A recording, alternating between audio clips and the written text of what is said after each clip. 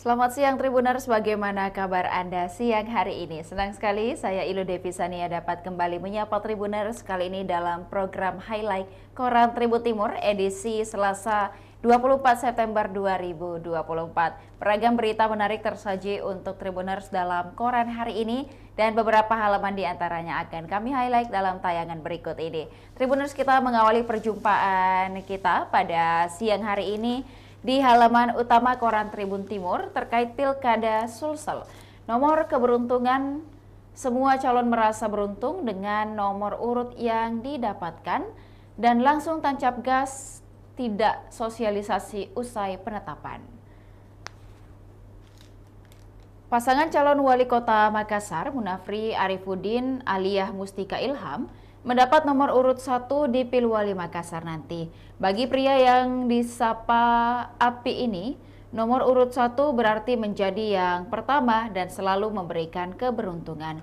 Pengundian nomor urut calon wali kota Makassar berlangsung di Hotel Claro, Jalan AP Veterani Makassar pada Senin 23 September 2024. Proses pencabutan nomor urut ini menandai tahap penting dalam persiapan pemilihan kepala daerah Kota Makassar periode 2024-2029 mendatang.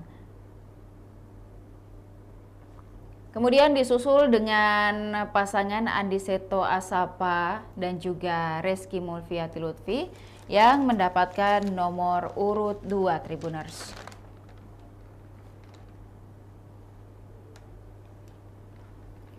Kemudian nomor urut 3 pasangan Indira Yusuf Ismail dan Ilham Fauzi, dan pasangan nomor urut 4 ada Amri Arsyid dan juga Abdul Rahman Bando. Menurut Api, nomor urut selalu memberi dampak psikologi dalam sebuah pemilihan. Selain itu Tribuners, pada jadwal pencabutan nomor urut kemarin atau penetapan nomor urut kemarin di Kota Makassar khususnya, Jalan AP Veterani menjadi lautan manusia. Momen penetapan dan pencabutan nomor urut Pilwali Makassar yang digelar di Hotel Claro Makassar kemarin dihadiri ribuan simpatisan dari masing-masing kandidat. Sejak pagi, mereka sudah berkumpul di sekitar Jalan AP Veterani, tak jauh dari Hotel Claro Makassar. Masing-masing pendukung datang dengan ciri khas mereka. Namun, pada umumnya mereka datang mengenakan atribut partai pengusung. Kemudian Tribuners juga dapat melihat infografis terkait calon kepala daerah di seluruh Sulawesi Selatan. Yang pertama dari Kota Makassar. Sebelum itu kita mulai dulu dari Pilgub Sulsel. Dengan nomor urut 1 Muhammad Ramdan Pomanto dan Azhar Arsyad, kemudian nomor urut 2 Andi Sudirman Sulaiman Fatmawati Rusdi Mase. Tribuners juga dapat melihat masing-masing jumlah DPT, kemudian pemilih laki-laki dan perempuan, dan juga jumlah TPS. Beralih dari Sulsel, kita masuk pada Kota Makassar. Di Pilwali Makassar ada nomor 1 dengan Munafri Arifuddin Aliyah Mustika Ilham, kemudian nomor 2 Andi Seto Asapa Reski Mulfiati Lutfi, nomor 3 Indira Yusuf Ismail dan Ilham Fauzi, nomor 4 ada Amri Arsyid dan juga Abdul Rahman Bando. Dari Makassar Tribuners kita beralih ke Wajo. Dari nomor 1 ada Andi Rosman dan juga Andi Baso Rahmanuddin. Kemudian nomor 2 didapatkan oleh Amran Mahmud dan juga Amran. Kemudian dari Wajo kita beralih ke Kabupaten Baru dengan 3 pasangan calon. Yang pertama ada Haji Aras dan yang dengan wakilnya Aska Mappe. Kemudian nomor urut 2 ada Ulfa Nurul Huda dan juga Mudasir Hasrigani. Yang ketiga ada Andi Ina dan juga Abustan. Dari Baru kita beralih ke Maros yang nomor 1 didapatkan oleh Kota Kosong. Kemudian pasangan calonnya mendapatkan nomor urut 2 yakni Haidir Syam dan juga Mutazim Mansur. Dari Goa kita beralih ke Kabupaten Luwu, ada nomor 1 dengan Agus Salim dan juga Erwin Baraba. Kemudian nomor 2 ada Patahudin dan wakilnya Muhammad Devi Bijak Pawindu. Kemudian nomor 3 ada Arham Basmin Matayang dan juga Rahmat.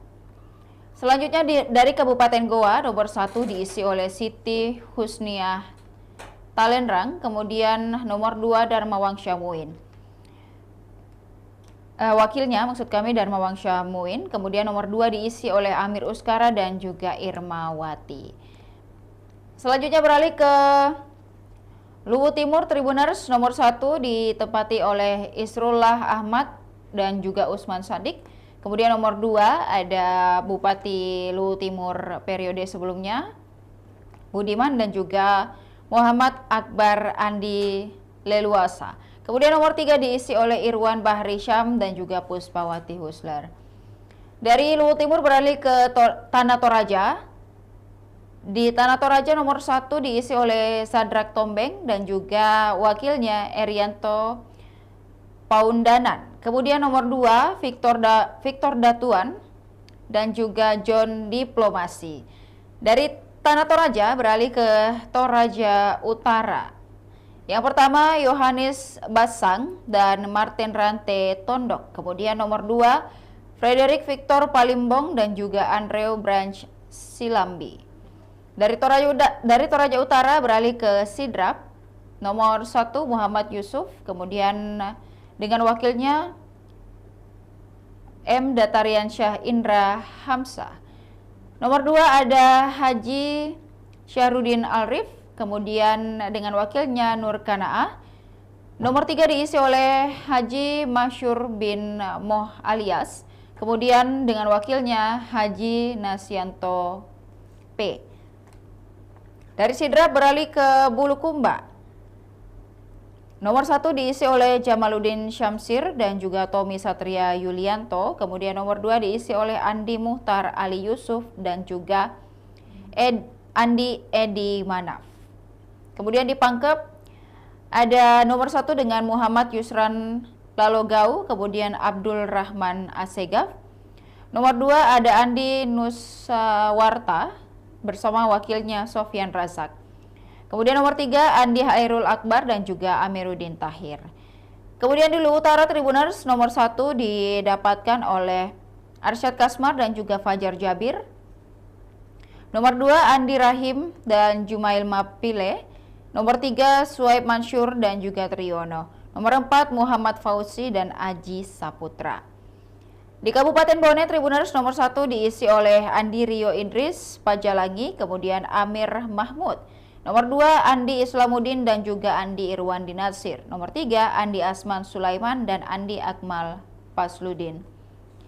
Kemudian Enrekang dengan 3 pasangan calon, nomor 1 diisi oleh Mitra Farudin, kemudian Mahmudin. Nomor 2 diisi oleh Muhammad Yusuf Ritanga dan Andi Tenri Liwang Latindro.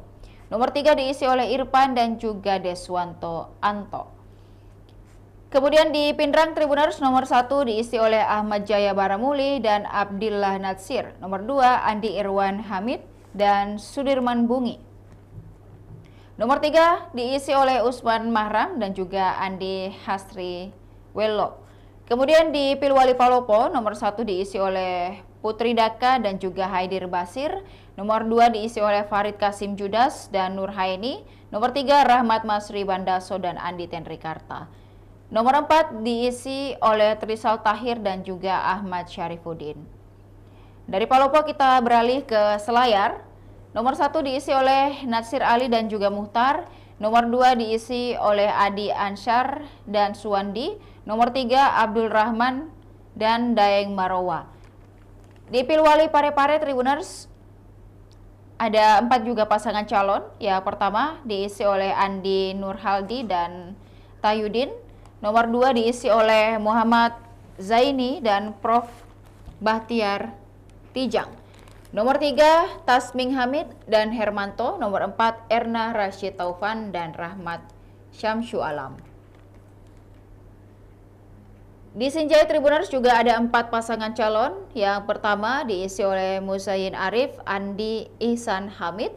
Nomor 2 diisi oleh Hajah Ratnawati Arif dan Andi Mahyanto Mazda. Nomor 3 Hajah Nursanti dan Lukman Haji Arsal. Kemudian nomor 4 Andi Kartini Otong dan Musakir. Di Sopeng Tribuners ada 2 pasangan calon. Yang pertama Andi Maparema, kemudian dengan wakilnya Andi Adawiyah, dan nomor 2 diisi oleh Suwardi Haseng dan juga Sele KS Dalle. Dari Takalar Tribuners 2 pasangan calon. Nomor 1 diisi oleh Firdaus Daeng Manye dan Hengki Yasin. Nomor 2 didapatkan oleh Syamsyari Kita dan juga Natsir Ibrahim. Dari Jeneponto Tribuners ada 4 pasangan calon. Yang pertama, nomor urut pertama didapatkan oleh Effendi Al-Kadri dan Andi Arif Bulu. Kemudian nomor urut 2 didapatkan Paris Yasir dan Islam Iskandar. Nomor 3 didapatkan oleh Muhammad Syarif dan Muhammad Nur Alim Kalbi. Terakhir, nomor 4 didapatkan oleh Syamsuddin Carlos dan Syafruddin Nurdin.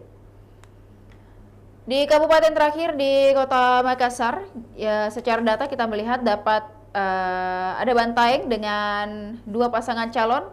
Nomor 1 didapatkan oleh Fatul Fauzi Nurdin dan Haji Sahabuddin.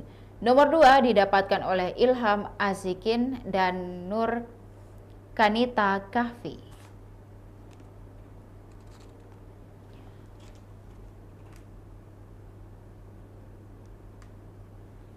Beralih dari Pilkada Sulsel Tribuners, juga di halaman 1 ada berita terkait pemerintah bakal bentuk matra cyber.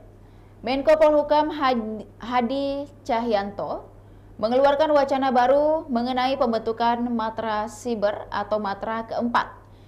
Maksudnya adalah matra itu nantinya akan melengkapi matra TNI AD, AL maupun AU. Ia menuturkan bahwa matra siber itu merupakan hal yang penting dalam rangka perang pikiran dengan negara lain. Dia pun mengungkit Indonesia pernah perang siber saat berperang melawan Timor Leste. Matra siber ini adalah perang pikiran, bagaimana kita bisa mempengaruhi bahwa peperangan ini bisa kita menangkan. Saya ingatkan bahwa waktu Timor Leste kita sudah melakukan perang siber, namun waktu itu kita belum menyiapkan perang siber tersebut.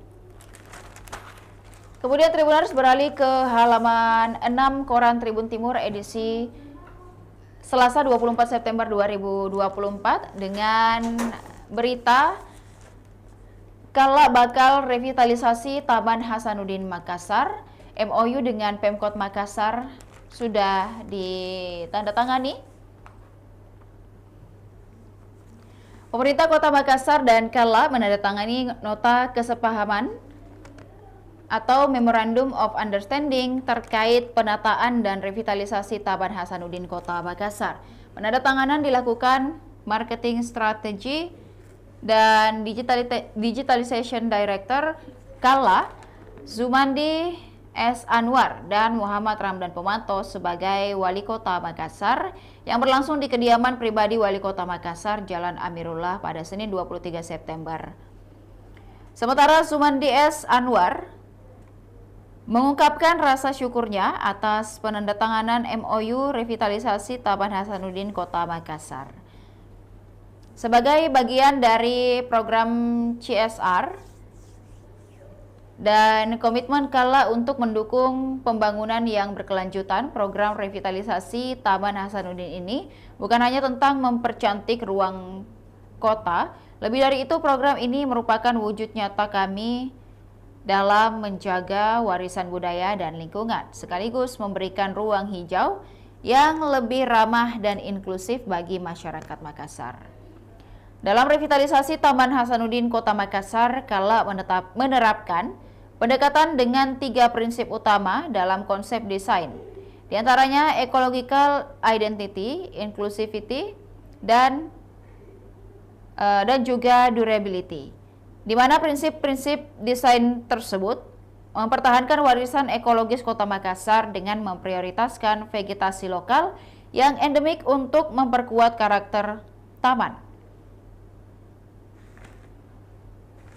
Kemudian masih terkait revitalisasi taman, Tribuners, pemeliharaan 2 tahun ke depan juga sudah dirancang. Strategi and Digitalization Director Kala, Sumadi S. Anwar, mengatakan Kala merencanakan pemeliharaan selama 2 tahun ke depan pasca revitalisasi.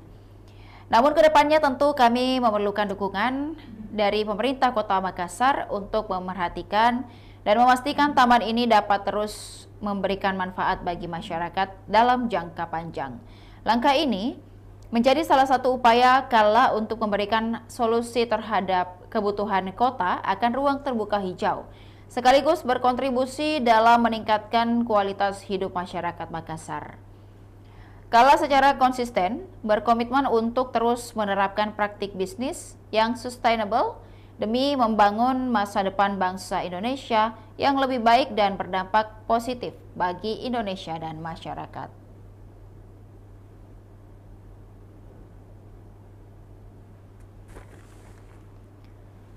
Kemudian juga Tribuners, ada di halaman 6 ini dapat Tribuners lihat terkait pelantikan 85 anggota DPRD Provinsi Sulawesi Selatan yang diberikan ucapan selamat oleh Sivitas Akademika Universitas Negeri Makassar. Selain itu juga ada dari PLN dan PT Buminata Aji Perkasa yang meningkatkan bauran EBT di Sulawesi. Kemudian mereka melakukan kick-off meeting pembangunan PLTM Batuno Botak 4,3 MW.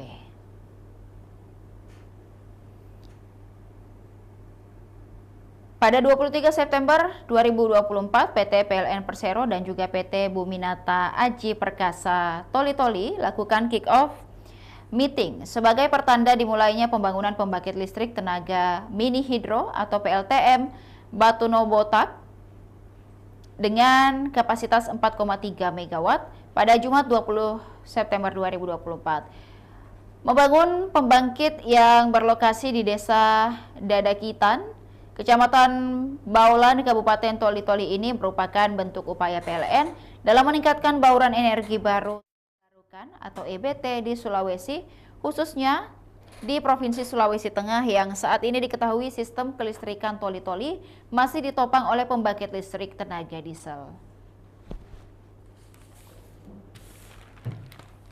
Dari halaman 6 Tribuners kita beralih ke halaman 12 di rubrik Tribun PSM. Ada Tavares yang janji akan perbaiki performa tim laga kedua grup A ASEAN Club Championship 2024.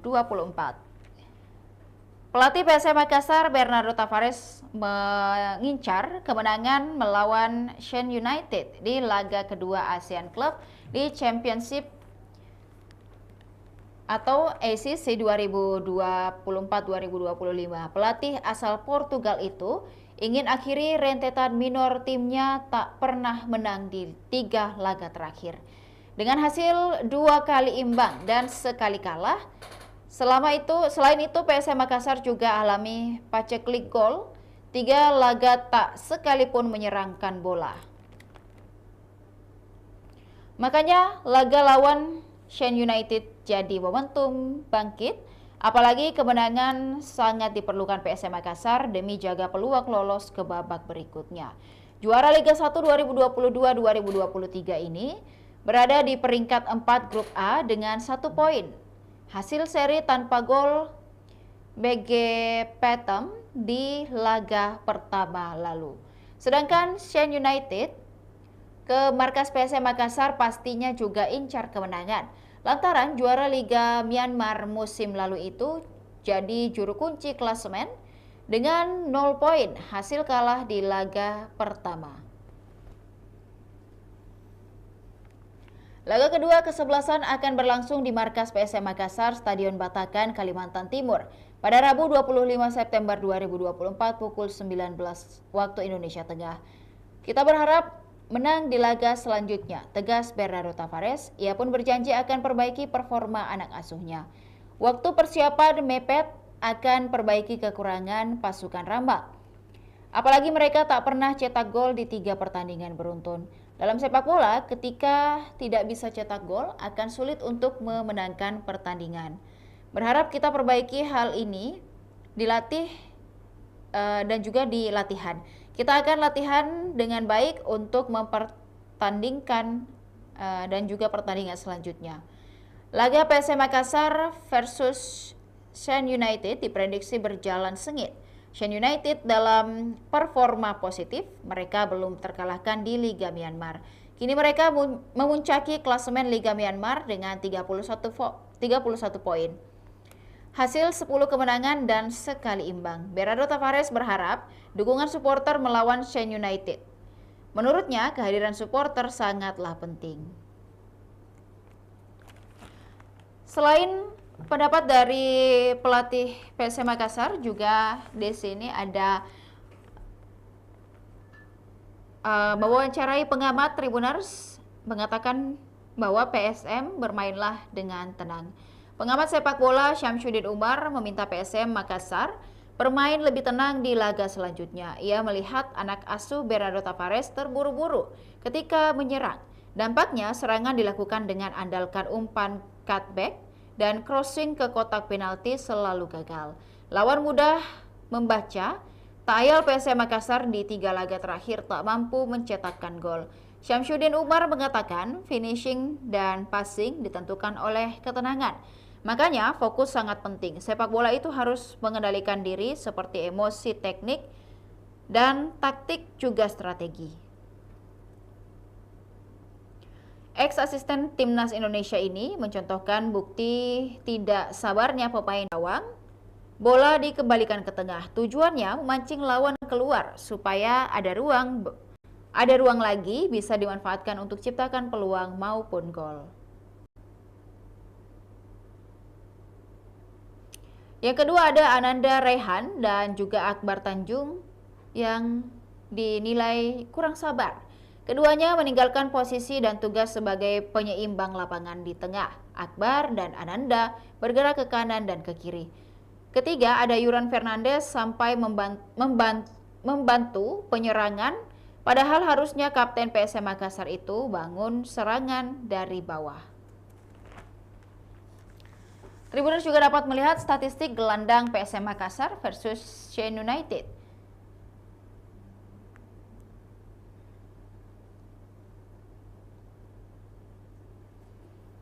Kemudian Tribuners ada adu kreatif 2 pemain berdarah Afrika di halaman 12 ini. Pada bagian bawah, 2 gelandang asal Afrika menjadi sorotan di laga PSM Makassar versus Shan United. Sosok tersebut adalah Latirval berpaspor Senegal dan Mark Seki berkewarganegaraan Ghana.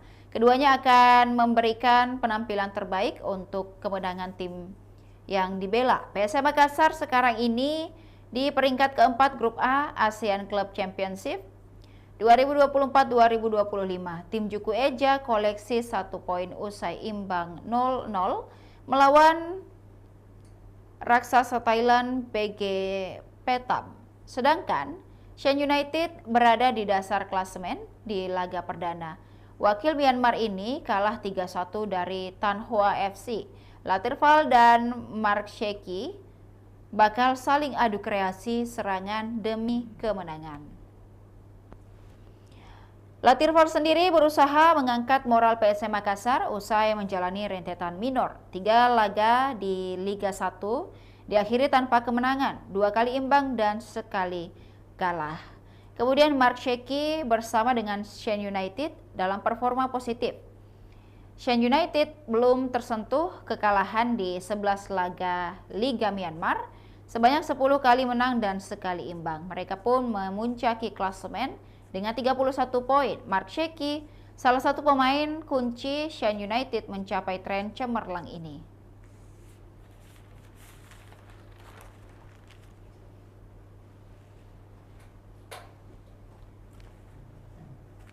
Kemudian Tribuners, masih ada beragam berita dan juga informasi menarik yang tersaji dalam Koran Tribun Timur edisi hari ini. Bagi Tribuners yang tertarik untuk membaca keseluruhan, dapatkan Koran Tribun Timur di agen-agen terdekat. Dan untuk berlangganan 1 bulan Rp80.000 dan juga 1 tahun Rp1.000.000, Tribuners dapat menghubungi hotline subscriber di 0411-811-5500 atau juga WhatsApp dan SMS ke Tribun Family Card di 081-1413-5555. Demikian highlight Koran Tribun Timur edisi hari ini, Tribuners. Jangan lupa juga untuk tetap saksikan program dan informasi menarik lainnya hanya di kanal YouTube dan Facebook Tribun Timur, mata lokal menjangkau Indonesia. Saya Iludevi Sania dan seluruh kerabat kerja pamit undur diri. Terima kasih dan sampai jumpa. Download Tribun X sekarang, menghadirkan lokal menjadi Indonesia.